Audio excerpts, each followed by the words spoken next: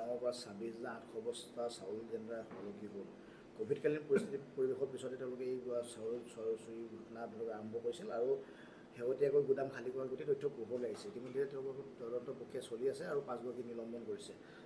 কেনেধৰণৰ আচলতে এই ঘটনা সংঘটিত তেওঁলোকৰ প্ৰতিক্ৰিয়া কি হ'ব? না, আচৰিত কথা, ধেমাজিৰ ইতিহাসত চাগে এইটো সৰ্ববৃহৎ কেলেংকাৰী ধেমাজিৰ ইতিহাসত। ইয়াতকৈ আগতো চাগে কেলেংকাৰী হৈছে যদি এনেকুৱা ধৰণৰ ইমান ডাঙৰ 26,800 বেগ চাউল দুখীয়াৰ পেটৰ ভাত কাঢ়ি নিছে। আজি আমি গম পাইছোঁ যে সমবায়বিলাকত 1 তাৰিখে চাউল দিব লাগিছিল, কিন্তু আজিলৈকে সমবায়বিলাকত চাউল নাই। সমবায়বিলাকৰ এজেণ্টবিলাকৰ গুদামবিলাক খালী হৈ আছে। তাৰ মূলতে হ'ল এই কেলেংকাৰী। আচলতে যিটো সময়ত অসম চৰকাৰে দুৰ্নীতিমুক্ত কথা কৈ থাকে, সৌখিদিনা আমি দেখিছিলোঁ মাননীয় মুখ্যমন্ত্ৰী ডাঙৰীয়া কোনোবা এখন সভালৈ যাওঁতে এজন ব্যক্তিয়ে কৈছিল যে আমাৰ সমবায় এজেণ্টে 2 কেজিকৈ চাউল কাটে। তাৰ লগে লগে কিন্তু মুখ্যমন্ত্ৰী ডাঙৰীয়াই তেখেতৰ ওপৰত একশ্যন ল'বৰ কাৰণে সেই জিলাখনৰ আৰক্ষী অধীক্ষক ডাঙৰীয়াক মাতি কৈছিলে যে লগে লগে একশ্যন ল'ব লাগে।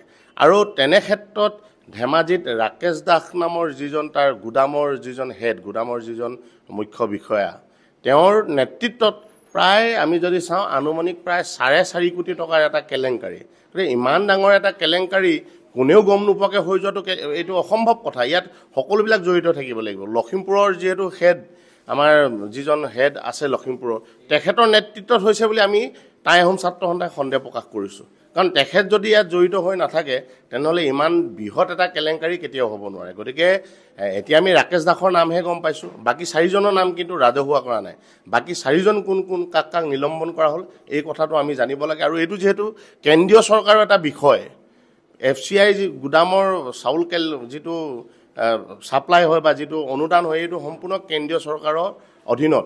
গতিকে কেন্দ্ৰীয় চৰকাৰৰ এটা বিষয়বস্তু, গতিকে ইয়াৰ এটা উচিত তদন্ত লাগিব। CBI তদন্ত আমি দাবী কৰিছোঁ। অন্যথা কিন্তু আমি গণতান্ত্ৰিকভাৱে এই যি কেলেংকাৰী, এই কেলেংকাৰীৰ বিৰুদ্ধে কিন্তু আমি প্ৰতিবাদ কৰিবলৈ সাজু হৈ আছোঁ।